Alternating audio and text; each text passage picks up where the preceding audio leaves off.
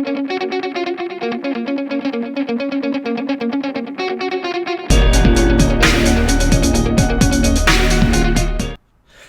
guys, Biza here. Time for some more MPL, the Major Pokemon League action with the NFE Offseason League. So basically we're doing a little funness between Season 2 and 3 of the MPL with some nice NFE, not fully evolved Pokemon. Just doing some good old time fun. So it's basically similar to how we did Season 1 and 2. We had a draft. If you guys don't know, you guys should follow me on Twitter and the MPL. You would have known what our team was and how the draft went. But basically it's the same thing. We have 5 weeks, just quick off-season. And then we have 2 weeks of playoffs, and then that's it. So pretty much just kind of like, you know, a little in-between break between Season 2 and 3 to lead you guys up into Season 3. So today, we're going up against the Bee of Bays, Dench Bay himself, and the Viridian Beedrills. And I was super hyped for this match. But unfortunately, as you guys know, this match was actually supposed to be uploaded last Sunday. But unfortunately some IRL stuff happened and I was not able to battle Dench when I wanted to, or when we were supposed to battle. So we battled late once I got back from dealing with the family emergencies. And yeah, luckily Dench was able to battle me, so we were able to get the match done because a late match is significantly better than no match at all. But this upcoming week 2 I'm battling Jesse, so that should be done on time and ready to go, uploaded for Sunday. So we're going up against the Dench Bay. He is bringing Prinplup, Coughing, Nuzleaf, Fletchinder, Krokorok, and Vigoroth, and I am bringing Electric, Assault Vest. We've got Choice Scarf, Ghastly, we've got Choice Banded Machoke, we have Eviolite, Specially Defensive, Shieldon with the Stealth Rocks, we have our Hustle, Hone Claws, Rufflet, so we don't get that Hone Claws up, hopefully we don't miss any Hustle. We have our Intimidating, Defensive Schnebel. So let's go ahead and hit that play button and see if we can get what's going on. This is a very, very close match, and something happens at the end of the match with predictions and over predictions and whatnot. And you'll see at the end what happens that turns the tide of the match. So I lead with our Fleshlight, the Electric, as he leads with Viggypow, Vigoroth. So I was wondering what this thing was going to do to me. So I just went for a knockoff as he goes for a Body Slam, and that does a clean 50 damage, just straight up 50 to me as I get the knockoff off to take off his Assault Vest. He goes for the Body Slam once again, so I basically just let Fleshlight here take good old 100 damage for... That was a high roll, as you can see, because that did like 70 damage. So he must have gotten a low roll, and then he got a high roll on there, as that takes me down to about 50. So I go out into Machoke here, because I figure, you know, this thing can handle it no problem. I just go for a Dynamic Punch to get off damage on something and get a Confusion as he goes out into his Eviolite Defensive Coughing. As you can see how much this damage this Dynamic Punch actually does. That's a clean, you know, 15%, which is not bad to a fully defensive Eviolite Coughing that resists the Dynamic Punch. It just shows you the power of the Choice Band. So going into Ghastly here, predicting the Will-O-Wisp, but luckily for me, Coughing over here doesn't know what he's doing. He can't list a Dench, and he hits himself in the face with... I don't know what hands he hit himself in the face with, but he did. So I predict the switch actually here for him to either go into Krokorok or the Nuzleaf. So I switch back out into the Machokes, predicting them Dark types come out. As he goes out into Gotham, the Nuzleaf, and I predict him to switch once again because Machoke obviously dominates him, but that does not happen. So I'm thinking, is he Choice, or is he Focus Sash? Because I went for the knockoff, predicting the switch to get a knockoff onto something. Had I gone for the Dynamic Punch, he would have died. But unfortunately, that's not what happens. He stays and goes for the Bullseye, and you'll see what happens here. I knock off his Choice Scarf, Pickpocket activates, and he steals my Choice Band. I was like, what? That's how that happens? That's how that works? So apparently when you knock off the item, Pickpocket activates immediately, which I did not know that that's how that worked. But luckily, because he knocked off my Choice Band, I was able to go for the Bullet Punch and finish him off. As he goes out into his Fletchinder, because that obviously destroys my Machoke, but he does for the double switch, predicting me to switch.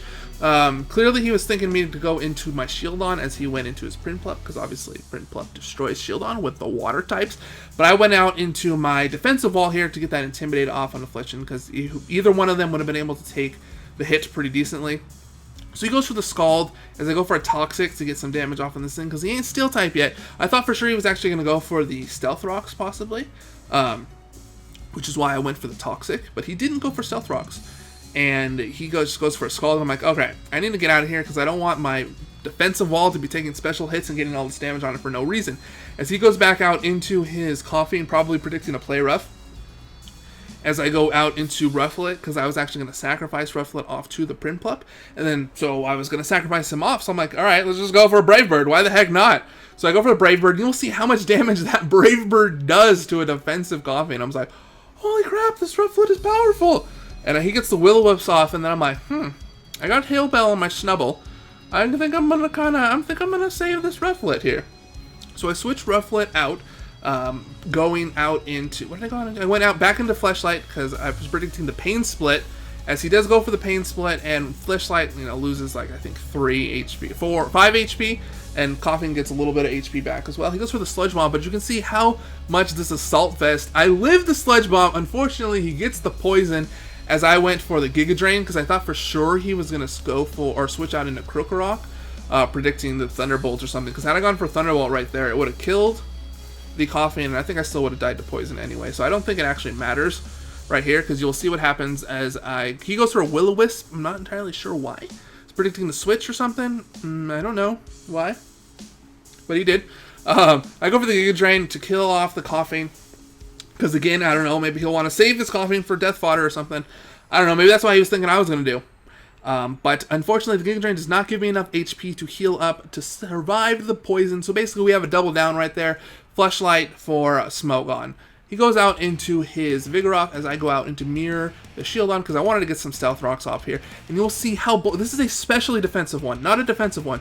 And that's an Earthquake, 4 times super effective on a specially defensive Shieldon. And you can see how bulky this thing is, as it is just under half, or just over half of damage, and I'm like, wow, this thing is bulky as crap. As I get my Stealth Rocks up, I switch the heck out of there because I don't want to, I don't know, leave this thing for Death Fodder or something. Not sure, but I go into my physical wall here to get that Intimidate off, and you'll see that this Earthquake does like 16 damage. It does nothing. Nothing. Snubble just brushes that off. So I'll take this time here, figuring that he's going to switch because he's intimidated, to get the Heal Bell off, to heal off the burn on my Rufflet. So I get that off as he goes out into Fresh Prince here. And again, I'm thinking that he's going to defog, because I figured he sent this in so he get a free defog off to get rid of the rocks on his side of the field. But no, he goes for a Scald as I switch out into Machoke for some reason. I figured that I didn't really need Volcar. He didn't have his Choice Band anymore, so unfortunately he doesn't have his Protein Bar to be able to eat that to crush a push. So unfortunately I'm like, you know what, Volcar, you're done. You're tired. You need to go home back to Jersey and take a nap. So I send him out, and he gets scalded, gets burned, completely useless. I don't know why I don't go for a Bullet Punch here just to get damage off. I just like, yeah, this thing's just die. So I let the Scald happen. I know the Bullet Punch would have done probably like a whole 2 damage, but he's getting nicely whittled down thanks to the poison. So I send out here our Choice Scarf Ghastly. What I should have done is gone for the Sledge Bomb here, but I thought for sure he would want to save this thing at 50% health. It's a wall. I figured he'd want to save it, so I figured he would switch out into his Krokorok. Unfortunately, he does not, as I go for the Energy Ball. It takes out the Prinplup, but unfortunately that makes me locked into Energy Ball. So right here, I know Vigoroth can get Sucker Punch or Pursuit. I predicted him to go for the Sucker Punch. He goes for the Pursuit, which is unfortunate, and I die. Had I stayed in, Pursuit would not actually kill me. And yeah, I might have been able to kill him with an Energy Ball. It was not actually, I would have needed a crit actually to kill him with the Energy Ball, which is why I should have went for Sledge Bomb on the Prinplup. But anyway, he goes out into his Vigoroth, that goes for the Pursuit. Had I not switched out, Pursuit would not have killed. But then Evidence told me anyway that he has the Sucker Punch as well, so he probably would have went for Sucker Punch after that. Anyway, so I go to Snubble, which intimidates the Vigoroth, take the Body Slam, play rough him. I get the crit on the play left. I don't think that matters because he was pretty low. He goes into his Krokorok here. I see the Intimidate. At this point, I thought that it would probably be Moxie Choice Scarf when I was originally building it, but I saw his Nuzleaf with Choice Scarf. So he goes out into his Krokorok and knocks off my Shieldon as I just send this thing out to sacrifice it. No reason not to. He goes for the double knockoff, so I'm thinking, is he Choice Banded maybe? I'm not sure. He might be Choice Banded. So I go into Rufflet right here because I have the superpower. I know I can take a knockoff. And yeah, you'll see what happens here. Knockoff. He gets a crit. And I'm like, oh, you're joking here. Because basically that right there cost me the game. At this point, there was no way I could win. Had he not critted me, the knockoff would not have taken me out. I would have gone for the superpower, which would have knocked out the Krugerok. He'd send in his Fletchender, Acrobatics, kill Rufflet. I'd send in Snubble, get the Intimidate off, and I would be able to most likely take 2 Acrobatics and get 2 Crunches off to kill him.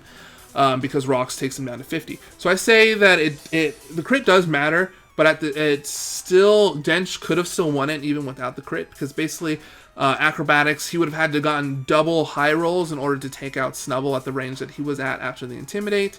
And with still my Eviolite. So there's a possibility the Dench still would have won without the crit, but it was significantly more in my favor to win. So unfortunately, crits, you know, it's Pokemon, that's what happens. Oh well, we're starting off this season exactly like how we started off Season 2 of the MPL with some hacks going against us, unfortunately. But it was a very close match. Dench made the good plays that put him in front, that allowed him to win. So good job on the Denchies. Remember to click the link in the description to go to Dench's channel. Go subscribe to him. Go see his side of the battle because he did it live. So if you want to see his hypeness for it, that I wish I was able to do. But anyway, I hope you guys enjoyed. If you did, click that like button. Also remember to click links in the description. Go to Twitter, subscribe to me, follow me on Twitter, follow Dench, follow the MPL, follow everyone. And I hope you guys enjoyed, and I guess I'll see you guys for week number 2.